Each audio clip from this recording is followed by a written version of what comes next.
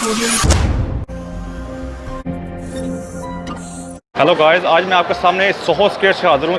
Soho skate जो है वो दुनिया में बहुत मशहूर है कई वजूहत की वजह से, लेकिन जो इसकी नंबर वन जो वजूहत है, नंबर वन जो मशहूर होने की वजह जो है वो ये है कि यहाँ ये इंग्लैंड का सबसे मशहूर सेंटर पॉइंट है और लंदन का भी, जहाँ पे सेक्स जो है वो टॉप प्रायोरिटी रखता है। यहाँ पे आप कह सकते हैं कि जिसमें जिस्म फरोशी जो है उसका अड्डा कहा जा सकता है, उस जिस्म फरोशी का अड्डा कहा जा सकता है इसको।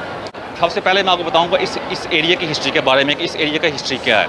यहाँ पे जिस्म फरोशी जो है एक टाइम था जो जिस्म फरोशी थी यहाँ पे बहुत पीक पे थी, लेकिन अब उसको काफ़ी हद तक कंट्रोल कर लिया गया है क्योंकि इंग्लैंड के अंदर जिस्म फरोशी जो है वो लीगल नहीं है।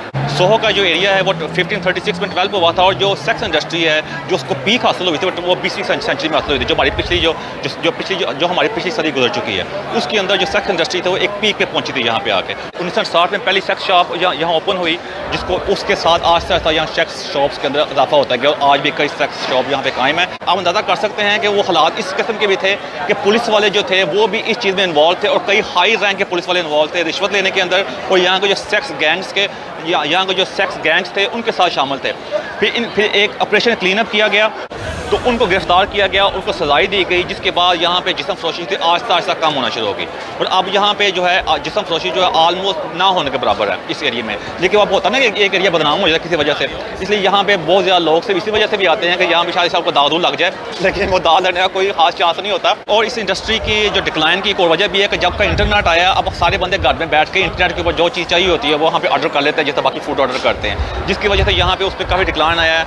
और इस वजह से यहाँ पे आहिस्ता आहिस्ता जो यहाँ जो जिस्म फरोशी के जो लोग काम भी करते थे वो आहिस्ता आहिस्ता बिल्कुल साइड पे हो गए हैं। आपको इस वीडियो के एंड के ऊपर इस एरिया भी दिखाऊंगा ताकि आपको तो अंदाज़ा हो कि ये एरिया किस किस्म का है। आपको उस पर काफ़ी कुछ लर्न करने का मौका मिलेगा, पता चलेगा कि दुनिया में जो हमारा जो कंसेप्ट है वो कितना डिफरेंट है। इसलिए मैं आपकी दरख्वास्त है इस वीडियो को एंड तक देखें, आपको इस वीडियो में काफ़ी कुछ लर्न करने का मौका मिलेगा। मैं आपके आगे नई सीरीज़ लेके आ रहा हूँ जिसमें मैं दुनिया में आपको फिलोसफिकली तौर पर साइंस के लिहाज से आपके सामने बात करूँगा डिफरेंट टॉपिक्स के ऊपर। ये टॉपिक्स जो होंगे ये वो वेरी शॉर्ट होंगे और इसमें आपको थोड़ी सी हिस्ट्री बताऊंगा। उस सीरीज़ की जो पहली वीडियो है उसके अंदर मैं आपके सामने पेश करूँगा कि इंसान के एक आम इंसान जो है वो अफेयर क्यों रखता है और अफेयर रखने की वजूहत क्या होती हैं। इसका हिस्टोरिकल वर्जन भी आपके सामने लेके आऊँगा, फिलोसफी इसके बारे में क्या कहती है और साइंस इसके बारे में क्या कहती है। इन तीनों को मैं मुख्तसर तरीके के जरिए आपके सामने पेश कर दूँगा। कोई भी इंसान ये पसंद नहीं करता कि उसके अफेयर के बारे में किसका पता चले, उसमें कोई लीडर भी क्यों ना शामिल हो, उसमें कोई आम इंसान भी शामिल क्यों ना हो, क्योंकि इससे काफ़ी ज़्यादा बदनामी होती है और हर बंदा आपको बुरा भला समझता है। इसलिए आजकल के दौर के अंदर अफेयर को सबसे ज़्यादा आप कह सकते हैं कि जो बहुत बड़े गुनाह हैं, जो सबसे बड़ी बुरी बात है उसके अंदर शामिल किया जाता है। अगर हम इसका तरीक़ी पहलू देखें और तरीक़ पर नज़र दुराएं, पता चलेगा कि कई हज़ारों साल पहले अफेयर रखना और ज़्यादा औरतों का और ज़्यादा औरतों के साथ रिलेशनशिप रखना अपने लिए एक फ़ख्र का बात थी, एक स्टेटस सिंबल था। जितनी ज़्यादा औरतें आपके पास होती थी उतना समझते थे कि ये बंदे का असर रसूल ज़्यादा है और ये बंदा ज़्यादा पावरफुल है। जैसा कि हिस्टोरिकली तौर पे एक्वाडोर जो है जो साउथ अमेरिका का कंट्री है, वहाँ का जो बादशाह होता था उसने अपने लिए 3000 औरतें रखी हुई थी और वहाँ पे जो जितने डिफरेंट रैंक के लोग होते थे उनके बाद उनकी रैंक के मुताबिक औरतें होती थी। उन्होंने बाकायदा एक लॉ पास किया हुआ था, उस लॉ के मुताबिक हर बंदे को उसके ओहदे के मुताबिक औरतें मिली हुई थी। जो ज़्यादा औरतें थी वो 3000 थी, जो उसके ऊपर का बादशाह था। जो सबसे कम औरतें जो सबसे कम रैंक का जो बंदा होता था उसको 8 औरतें थी। तो आप अंदाज़ा कर सकते हैं कि ये एक किस्म का वहाँ पे लॉ पास था और उस ज़माने के अंदर ये एक किस्म का स्टेटस सिंबल था। जिसके पास ज़्यादा औरतें होती थी वो समझते थे ये भाई ये बंदा ज़्यादा आप कहते हैं पावरफुल है और ये बंदे के अंदर बाकी दम है, अगर आप इस बात को इससे कहना चाहते हैं।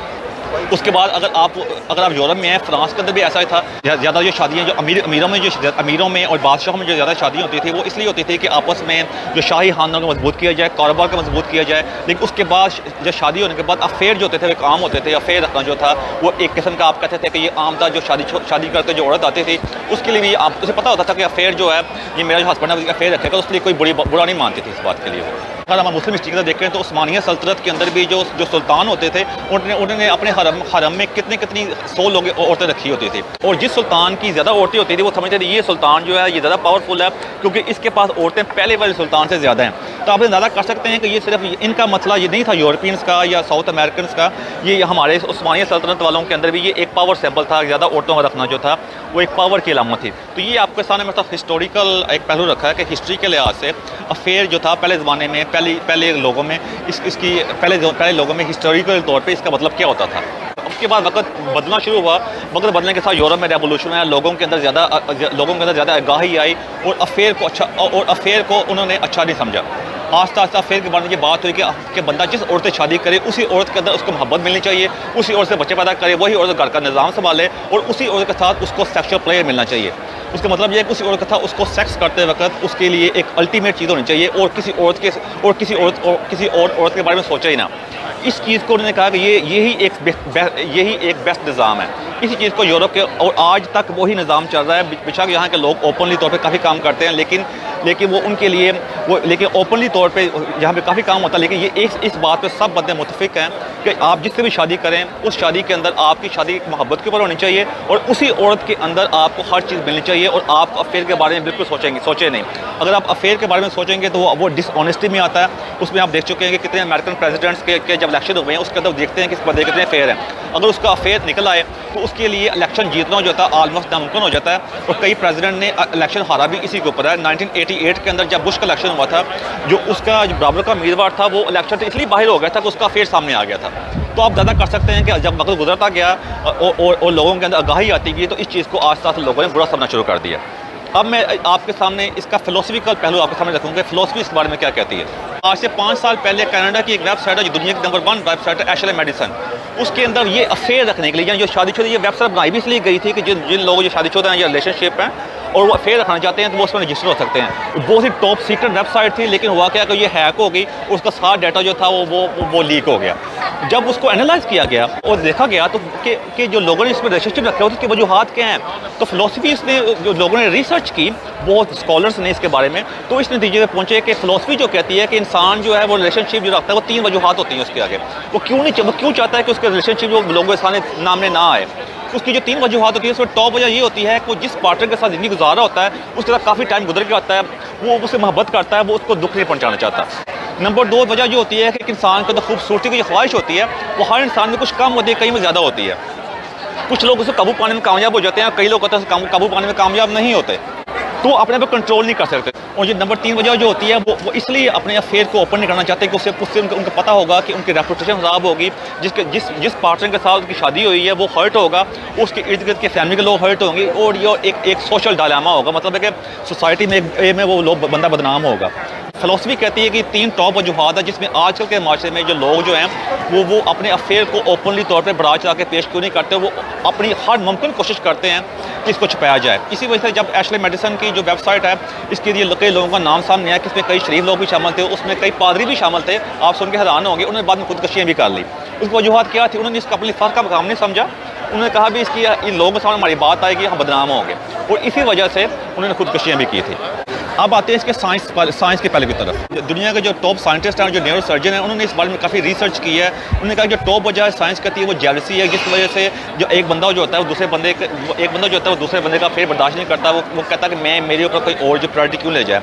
अब साइंस इसके ऊपर काफ़ी रिसर्च कर रही है और साइंस की प्रेडिक्शन ये है कि 2050 तक वो कोई ना कोई ऐसी मेडिसिन बनाने में कामयाब हो जाएंगे, फिर वो छुपाना नहीं पड़ेगा। फिर आप ओपनली बता सकते हैं कि मैंने थोड़ा बाहर अफेयर रखा हुआ है, आप इसको प्लीज़ को थोड़ी देर के बर्दाश्त कर लो, तो पार्टनर बर्दाश्त कर लेगा वो दवाई इस्तेमाल करने की वजह से। तो ये एक साइंस की प्रेडिक्शन है। वो मेडिसिन इस्तेमाल करने से जो बंदे के अंदर जेलसी जो होती है वो इस हद तक कम होने के चांस हैं कि अगर उसका कोई पार्टनर फिर भी रहा तो वो इसको बर्दाश्त कर लेगा कि कोई बात नहीं, ये 1-2 दिन का अमल है, बंदा अपने आप मेरे पास वापस आ जाएगा।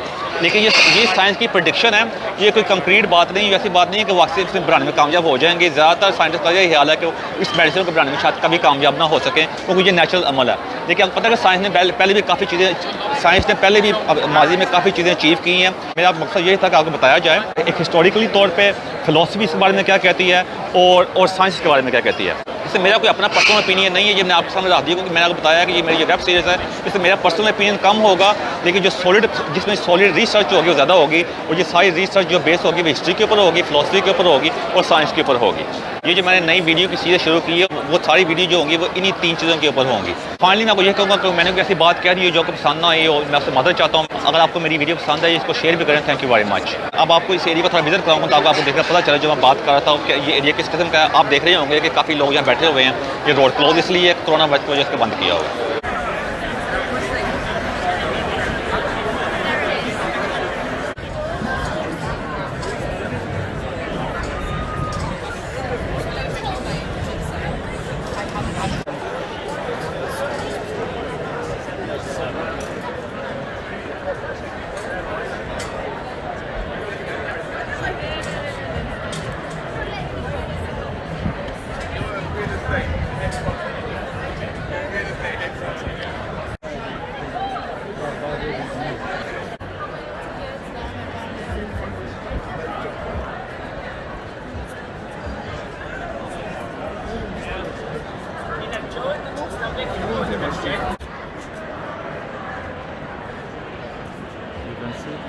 देख सकते हैं।